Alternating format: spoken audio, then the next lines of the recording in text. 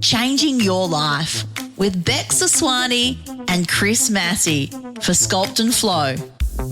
Proudly sponsored by Align Accounting, Newcastle's fresh approach to accounting, and Sage Painting, Newcastle's award-winning painting company.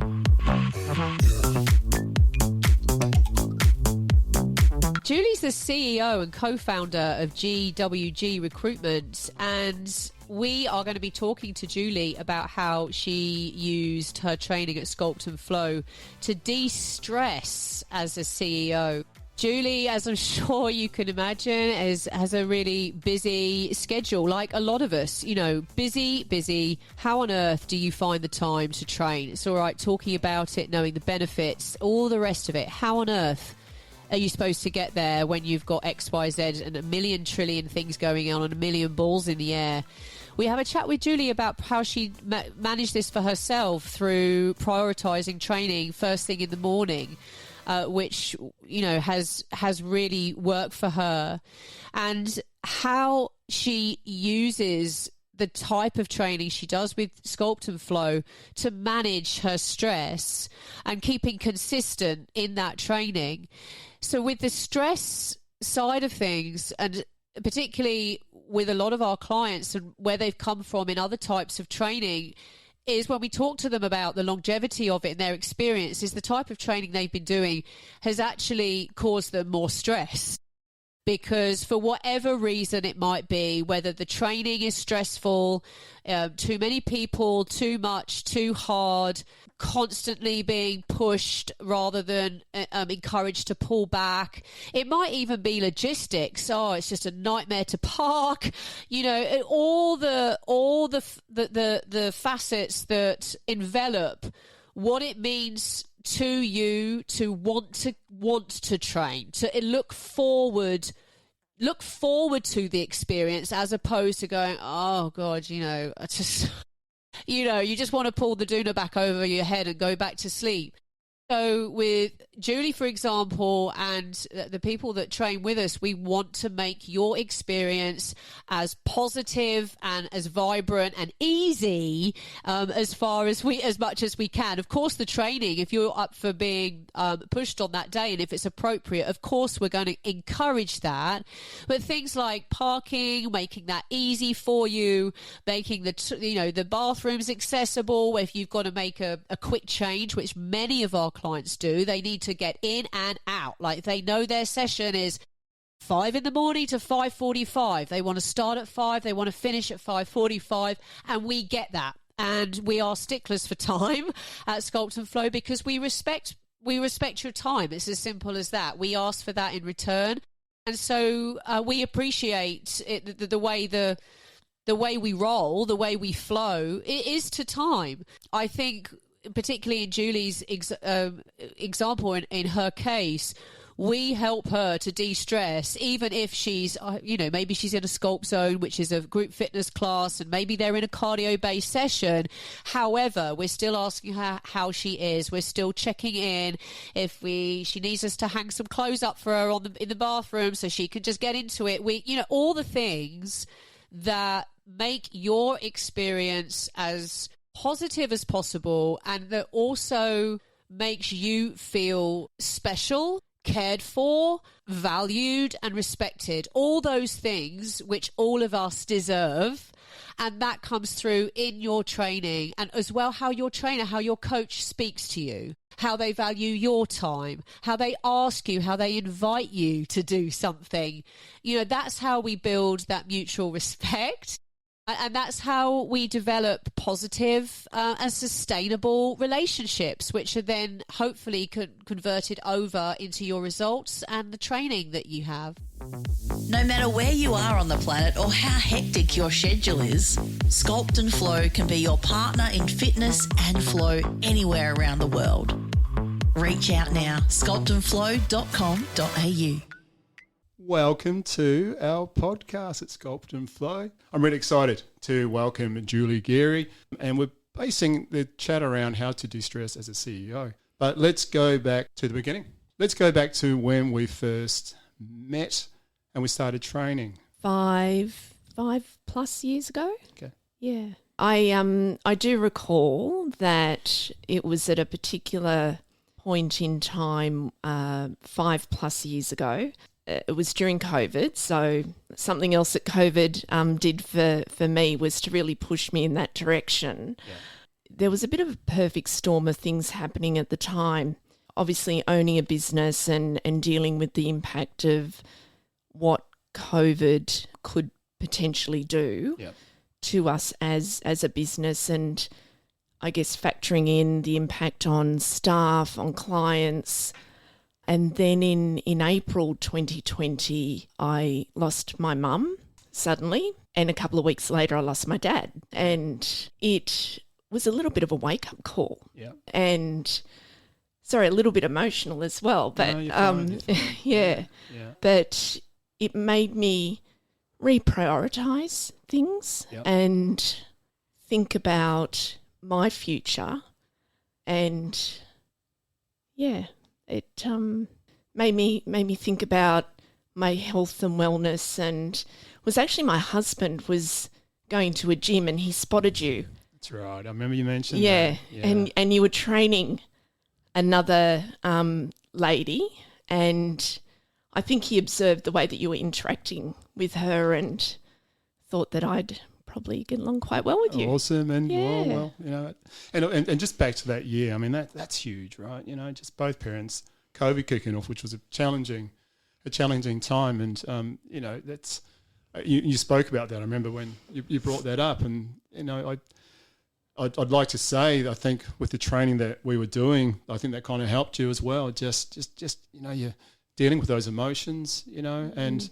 and I do laugh that, you know, I can laugh now, but at the time we, you know, when all the gyms shut down, we were pushed outside, weren't we? We were down the rail sheds. We were, and that's, and we could talk about that. We know we were outside, using what we could, right, to the best that was available at the time, because the restrictions were tight, and it was a crazy time. But due credit to you, you kept it up. You kept that going. You know, you didn't falter, and that's.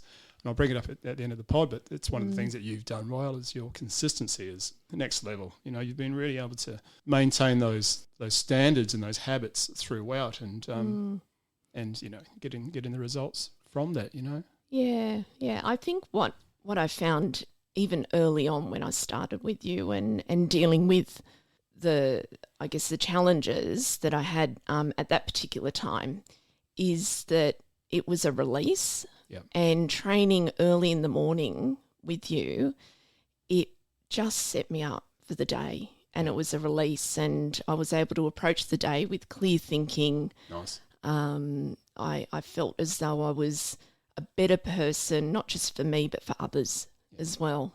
Yeah. And I joke about that when at the start of a session, especially early in the morning, when people aren't their brightest, they haven't got that energy, because you're still waking up, right? And then at the end of the session, you're revitalised, you've got these endorphins kicking in. And I always think that's got to help you, exactly your day, your colleagues, your partner, you know, whoever you're working around, they benefit from that, right? And it's and I think also too, which, you know, you're getting it out of the way, aren't you? You're getting out of the way today, because you're going to find through your day, you know, especially you. I mean, you're such a busy person. You're going to have stuff just thrown at you, and nothing against working out in the afternoons, but geez, if you can get it out of the way, right? Absolutely. If it doesn't happen first thing, it's probably not going to happen. Yeah. And for me, it starts the night before as well. So nice. I often get a text from you, just confirming that I'll be there, which is great. Or at the beginning of the week, just sort of committing to my week of training, and I appreciate that.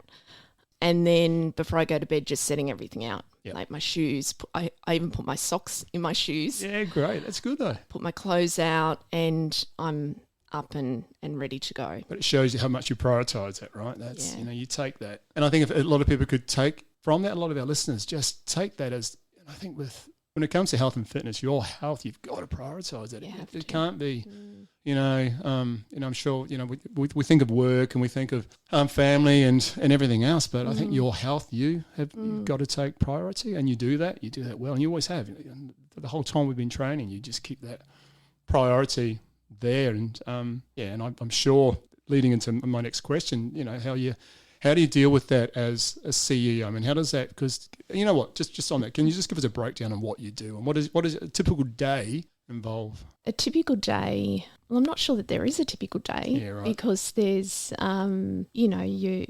you're working with a range of clients and a range of priorities that constantly shift. Yeah. But a typical day would be dealing with a pretty full inbox. Yeah, So, sure. so try and get on top of that. Yeah.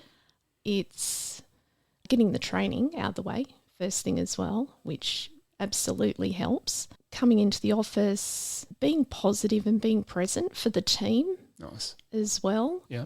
Because everyone has their stuff. Yeah. And I want the team to feel as though work can be a safe space Sure. as well. Yeah. So, I really want to be present and there for them. And yeah, often I'm in and I'm out and lots of meetings and, decisions and troubleshooting and problem solving and Yeah. probably not much different to most other people. Sure. Yeah. But yeah, it's a lot. Typically, it's a late finish Yeah. as well. I'm lucky. I've got a great husband that keeps me fed and nourished when I finally get home. So Absolutely. Shout out to Paul. Absolutely. shout out to Paul.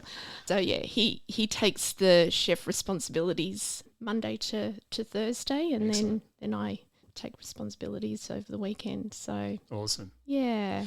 Can I ask you just on that? So we train 4 times a week? 4 times a week. Yeah. On that day you don't train, Mm. how does that impact your day? So you were saying before, so when you leave the studio, you've got those endorphins kicking and you're feeling great. Yeah. That day you don't train. Do Yeah. you find it's any different to your working day, how you interact with people, how you lead?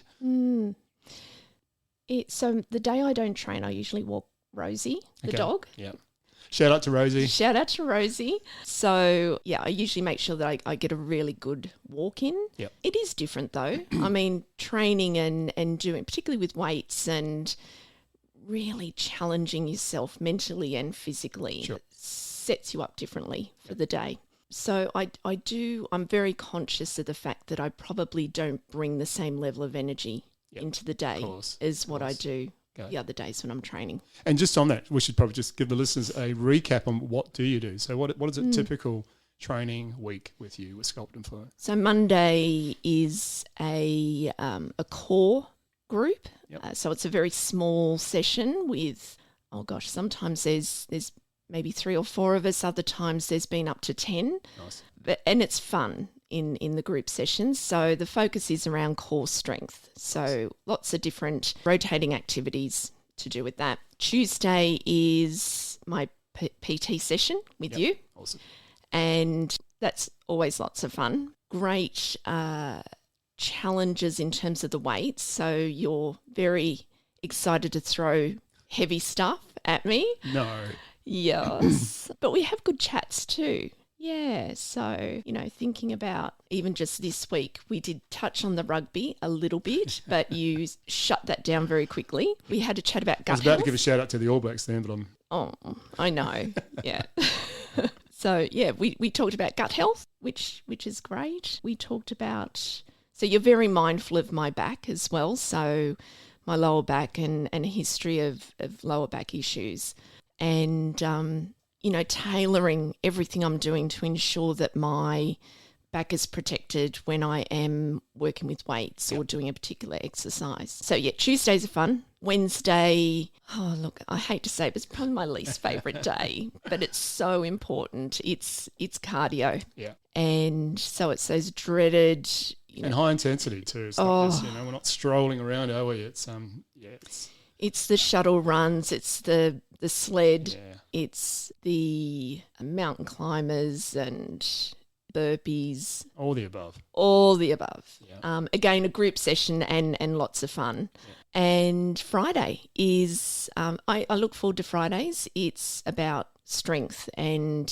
weights and the age that I am now. So I'm in my 50s and certainly for me, I'm enjoying the weights more. I know how important that is for bone strength and Nice. and muscle development, and it's important sort of to remain functional as I get older.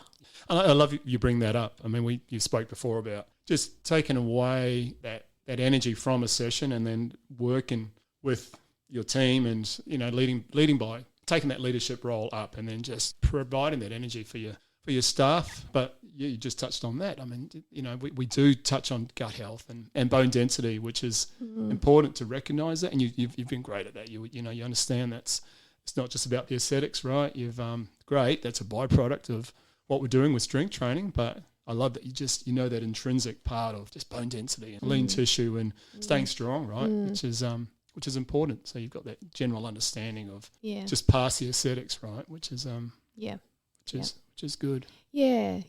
It's been really important and something that, I talk to even my daughter about, who she's in Emma. Yeah. Shout out Emma. Shout out to Emma. So I think Emma very early on saw the change in me when I started training, and she then started coming along. She did. Had some great times with Bex doing Pilates and a lot of that core strength, but she'd come along to the group sessions during the week, and I often talk to her about the importance of taking care of yourself early, and because you're doing it now, but you're doing it for longevity. And love that you're showing leadership. There you go, right? It's not just through with your staff, but just, treating that situation, well, as you would with your child, right? That's showing her the importance of that, and she's looking up to you and just seeing, she'll be watching from the sidelines, watching you getting up, as she's done for years before that, getting up early, coming out to wherever we were training at the time when COVID, or coming out to the studio, just seeing that discipline required, and she'd always come with you. Yeah. Some days she wasn't overly happy about it. I remember some of the earlies, especially when it was wet, remember that. Yeah. But she did it, right? She stayed consistent with it, and now she's learnt those skills, no doubt. Absolutely. And those steps required to continue on, which is what you want to do. So. Yeah, that's right. And it's addictive. Yeah. Isn't it? Absolutely. The days that I don't get to train for whatever reason, whether I'm away for work, like I feel a bit grumpy. Yeah. Yeah, and I'm grumpy, I think, with myself as well. You're right. That I just haven't been able to, get to my session or do what I need to do. And certainly I don't feel as though I'm set up for success that day. Even with a walk, because you're saying on those days, does that walk give you that same? Oh, look, I think I know the answer to that. Yeah, no, not really. No. Yeah. It's enough. Rosie's happy, but but and because you mentioned those before, and you got 3 days, pretty intense there. So I think that Thursdays, it's as much as you don't want to hear it, but it's a nice break, just to deload before you. Yeah, maybe. No. But it just gives you the chance to, and I think that's why. I mean, when you come to those Friday, so we do strength classes on a Friday morning, and there's a lot of progressive overload. So just getting the guys to build up their weight and get stronger with the weight. And I think you do that well. But I think a big part of that is because you've had a little break, between that Wednesday and Friday. Yeah. I mean, I know you often comment that Fridays the group tend to push themselves a little bit more, like we're picking up some decent weights. I think so, Yeah. I don't know, it's because at the end of the week, or everyone's had that little break, but I think that it is I think it's, it's the Friday is, people do walk into the class with a bit of a smile, and they, because it's a Friday, but also you're not having to push a sled around, or you're not, That's right. doing box jumps, that's probably the common denominator there. Yeah. And I hear you often say on a Friday, set yourself up for the weekend. Yep. So true. Yeah, absolutely. And we do encourage that, that break over that Saturday, Sunday, which is what a weekend can provide. But yeah, you're right. It's just, and when I do say to everyone, just set yourself up, and you can just see the intensity raise, everyone's just like, okay, let's just give this an extra nudge, which is great with strength, because if your goal is to get strong, we need to just keep bumping up the weights, and easier said than done. When you plateau on some of the weights, or some of the whatever exercise you're doing is just too difficult, too heavy, but you keep chipping away at it, and as you've done, I mean, that's in the time we've been training, what I've noticed with you, which is great, is your strength increase. And that's and I should mention, as Julie said before, just a lower back injury, so she has to be careful, a lot of forward flexion. She's been able to navigate that through different exercises and get stronger as well, which is great, because when a lot of our guys have an injury, anyone has an injury, or there's a weakness there, a lot of people tend to guard it, don't they? And they just aren't prepared to push it because it's scary. You're scared you're going to injure that part or continue that weakness. Yes. Your guards up, your sensors are up, aren't they? Just say, don't push it anymore because you're going to get worse. And, and in fact, we don't want to do that. We want to ensure that you absolutely keep moving forward, and you've done that. And I guess I've done that because you've always made me feel as though you've always said, turn up. Yep. Like just turn up, and we'll just deal with what we're dealing with at the time. Yeah. So I've always felt very comfortable and safe to be able to do that. Yeah, good. And that's true. I mean, it's just, we do have a policy at the studio that, the only time you don't turn up is if you're coughing and spluttering, right? So any other time, just get there.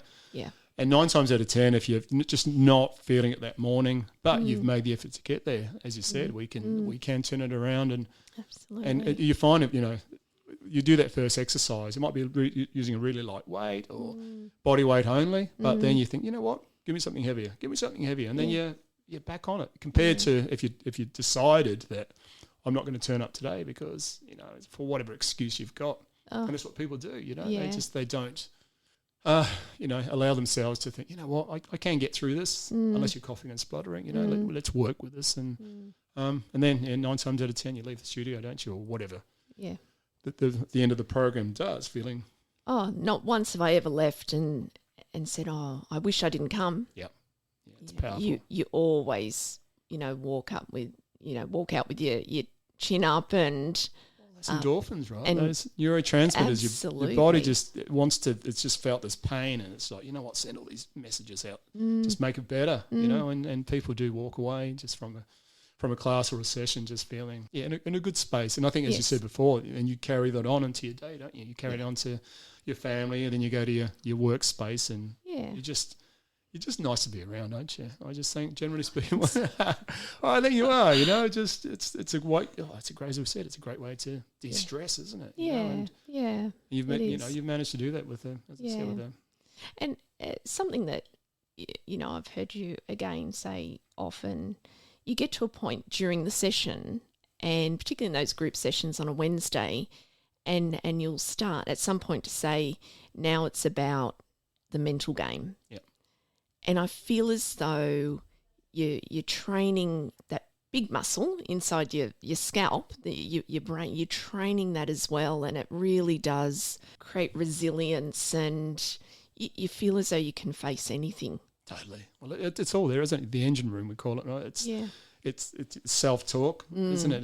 It's just being in a position to, and I'm all about just talking, just sending positive messages, if it's vocally to yourself, just saying, we've got this, we can do this, we can get up, we can push this, to good effects. And I think a lot of people struggle with that exactly. They haven't got that mindset to push on through. And I think because of our sessions can be quite intense, we encourage it to be intense. That's what tests your adversity, doesn't it? Your body's response to the pressure that it's feeling. And I know it's easier said than done. The sessions probably feel like they're going on forever. They probably drag on. I know what you're going to say. Oh, yes. Yeah. Well, the final round. One more round. Yeah, it doesn't exist. And I can see the guys haunched over, just struggling with it. But we get there in the end, But what that does is, as you said, it just builds that mental. It does. Crazy mental resilience, doesn't it? And I think to deal with, if you can deal with, doing an extra set of burpees or an extra sled push or whatever, that when you do go into the big crazy wide world, you can, and stress gets thrown at you, which it does, right? Yes. You're just in a better position to manage it, aren't you? Oh, you are, for sure. Big time. Yeah. You've gotten on with just bumping up the weights and that improvements generally speaking, the time you've been training with us. Sorry, the question just with the weight. So are there any exercises or do you feel like you've improved with a lot of the exercises and a lot of... Yeah, certainly my strength. Yep. thinking back to when we first started training together, and you were handing me, 4 and 5 kilo weights, and they were heavy. Yep.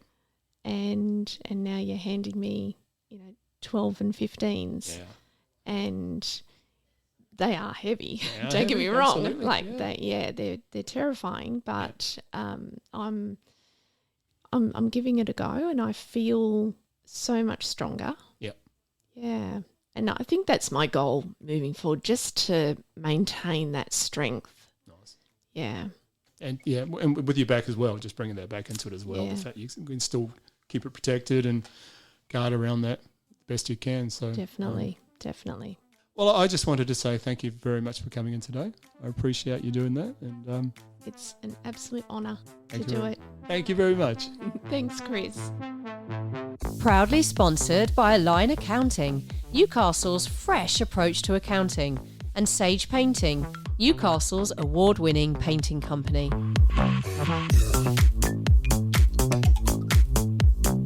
Change your thoughts, transform your life with Sculpt and Flow.